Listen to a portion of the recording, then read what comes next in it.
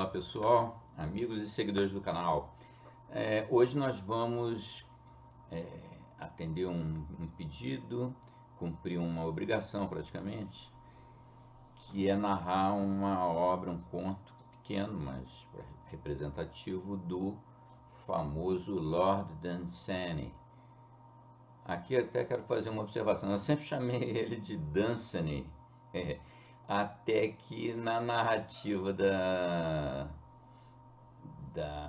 Eduarda Bona, uma da narradora convidada, esposa do Diogo, eu vi que ela narrou, é uma das menções na história The Nameless City, um trechinho de uma obra do Dunsany, e ela fala Lord Dunsany. Aí eu achei estranho, fui pesquisar, e como era de se esperar, ela tinha razão.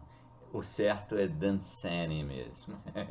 Então, nós vamos narrar esse conto do Lord Dunsany, que é indiscutivelmente a fonte de inspiração de N autores, Lovecraft inclusive, o Tolkien, famoso do Senhor dos Anéis, o Hobbit e tal, e muitos outros.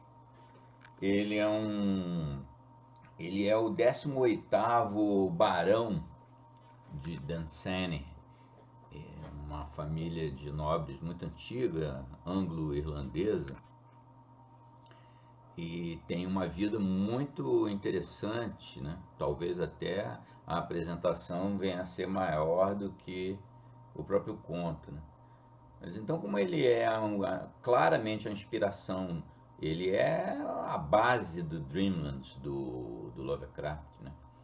E sempre nossos postagens do Dreamland são sempre muito bem recebidas, né, por vocês. E claro, faz parte, nós vamos ter que, foi pedido por alguns, né, nós precisamos narrar algo do Lord Dunsany. Então, começar por aí, né, ele é um cara, ele morreu relativamente idoso, ele morreu com 79 anos. Ele é de 1878, claro, mais velho que o Lovecraft, sobreviveu ao Lovecraft vários anos. O Lovecraft morreu muito jovem, né? Ele era um nobre, como eu disse, sempre muito, eu já ia dizer dividido entre Irlanda e Inglaterra, mas não tinha muita divisão ali. Ele era um unionista, como se chama, aquele irlandês que nunca defendeu a separação da Irlanda do Reino Unido. Hoje o Reino Unido reteve lá a Irlanda do Norte, né? Tem uma maioria de ingleses lá, de famílias inglesas há séculos na região, e todo o resto da ilha da Irlanda ficou independente, né? E o Lord Dunsany, ele passou por todos os episódios que levaram à independência da Irlanda. Ele não teve dificuldade nunca nenhuma financeira, era um nobre, tinha propriedades na Inglaterra, propriedades na Irlanda. O castelo de Dunsany na Irlanda é muito legal. Quem tiver a chance de viajar para a Irlanda não pode deixar de ir lá, não só por causa do escritor, mas ele é localizado numa região, os montes de Tara Hill, o Monte Tara, tem lá umas relíquias antigas, né, similares a Stonehenge, né, aquelas estruturas pré-históricas, né, e o próprio castelo de Dunsany, ele é considerado o local de residência contínua mais antigo da Irlanda, um dos mais antigos do Reino Unido e da Europa. É propriedade da família, né? Então ele, com a morte do pai, era o 17º barão de Dunsany, e ele virou o 18º barão de Dunsany. Mais adiante veio se casar com uma outra nobre, uma filha de um conde, que foi uma mulher muito importante na vida dele. Como é o nome dela? A Elizabeth. A Elizabeth, ela era de uma família nobre, filha de um conde, e ela veio ajudá-lo na organização da obra literária dele. Ele tem uma obra literária muito vasta. Ele começou a escrever bastante cedo, até não tanto quanto Lovecraft, mas bastante cedo. A nossa obra é de 1912, de um livro chamado Livro das Maravilhas, né, The Book of Wonder. E entre os muitos contos que tem no Book of Wonder, tem esse aí, A Casa da Esfinge, The House of Sphinx. E é um conto bem curioso, assim. Eu não vou adiantar grande coisa do conto, porque senão estraga um pouco, né? Mas vocês vão ver a abordagem do Dunsany para uma esfinge é bastante peculiar. Vocês vão ver. E ele depois, mais adiante, ele veio a escrever um livro que ele é o livro mais famoso dele até hoje, é um romance. Eu até baixei ele para minha filha. A minha filha tem 13 anos, está bem na idade de ler O Rei, a Filha do Rei da Terra dos Elfos, que é de 24, se não me engano, de 1924. Ele escreveu esse livro, que é a origem de toda essa literatura da fantasia, que muita gente jura que é criação do Tolkien. O Tolkien escreveu O Hobbit muito próximo da época que o Dunsany escreveu a, a Filha do Rei da Terra dos Elfos. Mas a obra do Dunsany é anterior, 4 anos pelo menos mais. O Hobbit é de 28 e esse romance é de 24. Na época também descreveu Os Deuses de Pegana. Os Deuses de Pegana tem uma coisa bem curiosa, porque ele criou ali, é a mesma jogada do Lovecraft um tempo depois, ou até muito sobreposto, né? Nessa época, anos 20, o Lovecraft estava criando aquela mitologia Cthulhu. E nesse Deuses de Pegana, o Dunsany também cria um panteão de deuses e tal. É interessante de ler.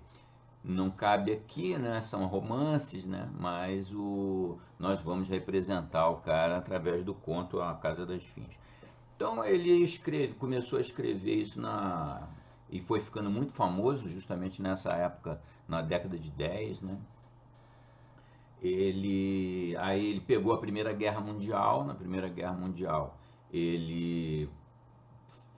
o trabalho dele, a maior parte do trabalho dele na guerra, ele foi voluntário. A maior parte do trabalho dele foi por trás, né, dando suporte. Escrevia no final da guerra, ele escreveu muita propaganda, né? Ele usou o talento dele de escritor, não era bem um soldado de estar nas trincheiras, né? Aí em seguida, lá na década de 20, teve a famosa guerra a rebelião irlandesa, né? Antes disso, ele foi ferido lá durante a Primeira Guerra Mundial. Não foi ferido nas trincheiras lutando contra os alemães. Ele foi ferido pelos próprios os conterrâneos dele na Irlanda. Teve lá uma famosa rebelião da Páscoa, né, de 1916. Os irlandeses, aproveitando que a Inglaterra estava em guerra, né, eles tentaram se libertar da Inglaterra nessa época aí. Foi em 1916. 1916 teve a rebelião da Páscoa e o Dunsany foi para lá, né, para ajudar o que estava acontecendo, e tomou um tiro na cabeça durante essa rebelião da Páscoa. Mas muito bem, depois em 20 e poucos, 21, 22, 23 por aí, teve a Revolução Irlandesa, né, tentando se libertar, mais uma vez, tentando se libertar da Inglaterra. Acabou que conseguiu parcialmente, né, sobrou a Irlanda do Norte até hoje, faz parte do Reino Unido. E a posição dele sempre foi de unionista, como eu comentei no início. Mas de qualquer forma, depois que a Irlanda se tornou independente e a maior parte da Irlanda se tornou independente, uma república, ele continuou vivendo, ele viveu a boa parte ele vivia entre a Inglaterra e a Irlanda, né? E tinha propriedades nos dois países, que lá originalmente no tempo dele era um país só, né? E acabou falecendo na Irlanda mesmo, né? Mas antes de falecer, naturalmente, ele participou da Segunda Guerra Mundial, em destacamentos irlandeses sempre, do exército britânico, e depois continuou escrevendo e acabou falecendo em 57, um ano antes de eu nascer. Morreu em 57, morreu da forma mais estúpida. Tudo bem que já tinha quase 80 anos, né? Mas ele faleceu de um jantar. Ele morreu no próprio castelo dele. Ele estava recebendo amigos e tal. Deve ter rolado uma janta bem caprichada, porque ele teve uma crise de apendicite. Veja que é uma morte hoje, muito pouca gente morre de apendicite, né? Se for por muito descaso. Mas ele morreu de apendicite, estava lá no castelo jantando, teve aquele mal-estar típico da apendicite, foi levado para Dublin, mas não resistiu. Também já era um velhinho, né? E faleceu em 1957 com 79 anos. Então essa é mais um resumo, assim, o mais breve que eu consegui fazer da vida do Lord Dunsany. Está aqui nas nossas postagens. Essa obra da Casa da Esfinge é fantasia pura, como ele não é um escritor de horror, é um escritor de fantasia. É a inspiração do Dreamlands, como eu também já comentei. E está aqui porque é uma peça indispensável. Sem Lord Dunsany não ia haver, pelo menos, Dreamlands. E também não ia haver Senhor dos Anéis, nem Hobbit, nem nada disso. Então ele é o criador de todo esse mundo da fantasia. E eu espero que vocês gostem tem que mergulhar nesse ambiente fantástico, que era bem de se esperar de um cara de ancestralidade celta, né, irlandês, nascido justamente naquele contexto do fantástico. Então é isso aí, vamos de A Casa da Esfinge, de Lord Dunsany, o pai literário do H.P. Lovecraft.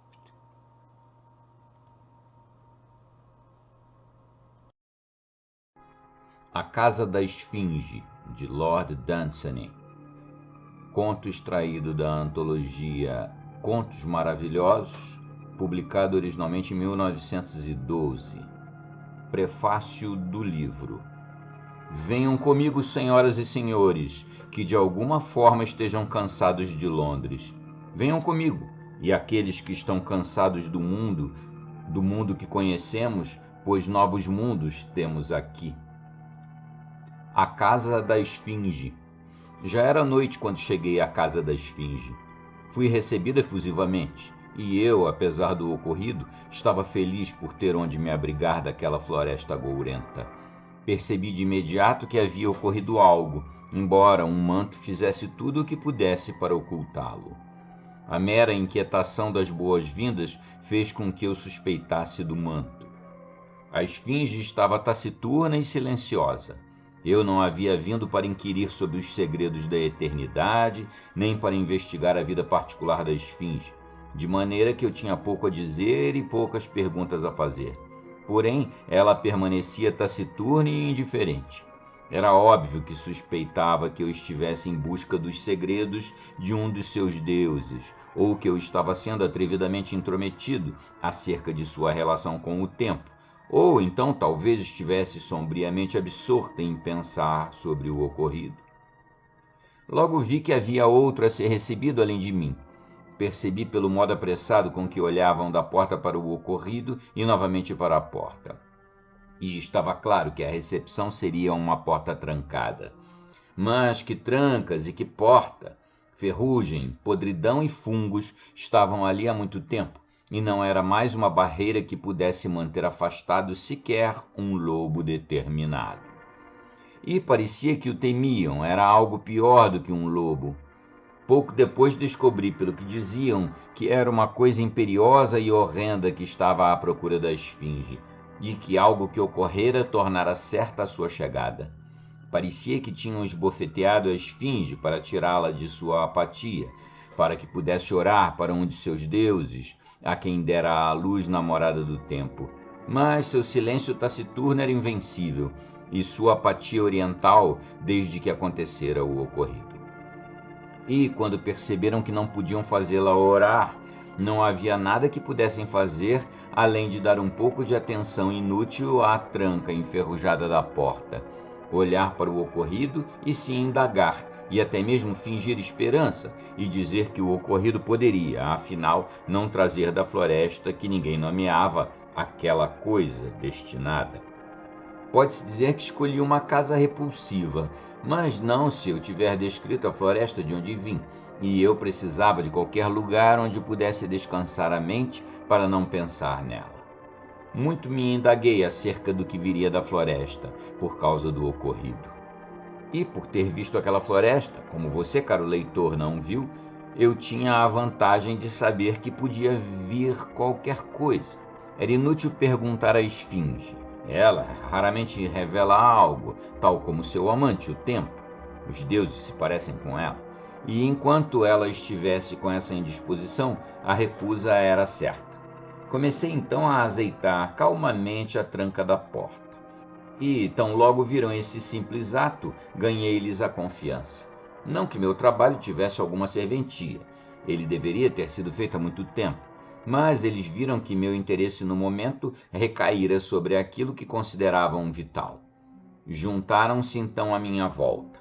Perguntaram-me o que eu achava da porta, se havia visto alguma melhor, se havia visto pior, e eu lhes contei sobre todas as portas que conhecia, e disse que as portas do batistério de Florença eram melhores, e que as portas produzidas por uma certa firma de construtores em Londres eram piores. E então lhes perguntei o que estava vindo atrás da esfinge por causa do ocorrido. A princípio não queriam dizer, e parei de azeitar a porta. E então disseram que era o arqui-inquisidor da floresta, que é investigador e vingador de todas as coisas silvestres. E, pelo que disseram dele, pareceu-me que essa pessoa era muito pálida, era um tipo de loucura que caía indistinta sobre um lugar, uma espécie de bruma na qual a razão não conseguia existir. Era o medo disso que fazia com que, desajeitados, manuseassem nervosamente a tranca daquela porta apodrecida. Porém, com a esfinge era mais profecia cabal do que simples medo. A esperança que procuravam ter era satisfatória, ao seu modo, mas eu não a compartilhava. Era óbvio que o que temiam era o corolário do ocorrido. Via-se isto mais pela resignação no rosto da esfinge do que pela ansiedade desconsolada dos outros acerca da porta. O vento sussurrava, e as grandes velas tremeluziam, e o medo dos outros e o silêncio da esfinge cada vez mais se tornavam parte do ambiente, e morcegos cruzavam agitados a escuridão do vento que quase apagava as velas. Então algumas coisas gritaram ao longe, depois um pouco mais próximas, e algo vinha em nossa direção, gargalhando de modo terrível. Rapidamente dei um empurrão na porta que eles estavam guardando. Meu dedo afundou na madeira podre. Não havia como ela aguentar. Eu não tinha tempo para observar o pavor dos outros. Pensei na porta de trás, pois a floresta era melhor que isso. Apenas a esfinge estava absolutamente calma. Sua profecia fora feita e ela parecia ter contemplado seu destino, de maneira que nada de novo poderia perturbá-la. Mas por degraus apodrecidos de escadas tão antigas quanto o homem, por beiradas escorregadias do temível abismo, com uma vertigem ominosa no coração e uma sensação de horror na sola dos pés, subi de torre em torre até encontrar a porta que procurava. E ela se abria para um dos ramos superiores de um pinheiro imenso e sombrio, pelo qual descia até o chão da floresta. E fiquei alegre por estar de volta à floresta de onde fugi. Quanto ao que se sucedeu à esfinge em sua casa ameaçada, eu não sei. Se contempla eternamente o ocorrido, consternada, lembrando-se somente em sua mente aflita que os meninos agora olham de soslaio, que outrora ela bem conhecera aquelas coisas diante das quais se assombram os homens, ou se no final ela esgueirou-se dali e, subindo terrivelmente de abismo em abismo, chegou por fim às esferas mais elevadas e permanece ainda sábia e eterna. Pois quem sabe dizer se a loucura é divina ou provinda do inferno? Fim.